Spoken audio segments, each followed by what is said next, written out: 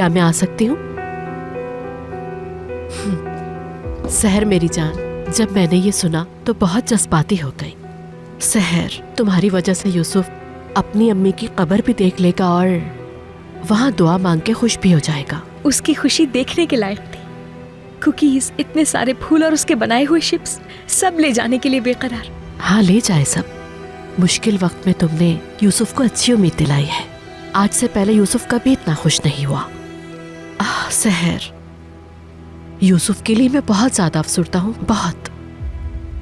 मैं अक्सर सोचती हूँ यहाँ इस घर में इस बच्चे की जिंदगी बहुत अजीब सी है। कभी अपनी मर्जी से खेल नहीं पाएगा, अपने बचपन को एंजॉय नहीं कर सकेगा।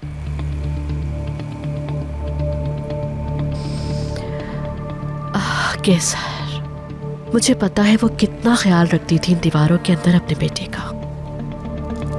यूसुफ के लिए उसकी वाहिद ख्वाहिश सिर्फ ये थी कि वो उसे ऐसी जगह ले जाए जहां वो आजादी के साथ कम से कम अपना बचपन जी सके।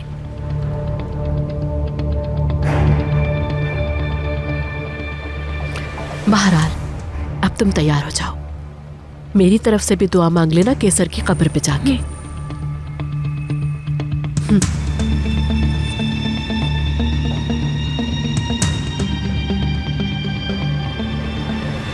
हाँ सहर, मैं एक बात सोच रही थी कि तुम्हें मोहतात रहने की जरूरत है, और यमान ने भी तुम्हें यकीनन वार्निंग दी होगी, खास करके जिस वक्त यूसुफ तुम्हारे साथ हो। तुम जानती हो क्या कुछ हो चुका है। यमान के दुश्मनों को तुम नहीं जानती।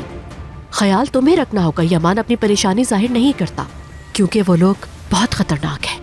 कहीं यूसुफ के लिए कोई मुश्किल ना हो जाए। अल्लाह हिफाजत करने वाला है। केसर बिल्कुल ठीक सोचती थी। इसी खौफ से यूसुफ को यहाँ से वो दूर ले जाना चाहती थी। अब यूसुफ के माँ बाप तो नहीं रहे, लेकिन मुझे इस बात का बहुत सुकून है कि यूसुफ के पास उसकी खाला है। ख्याल रखना उसका।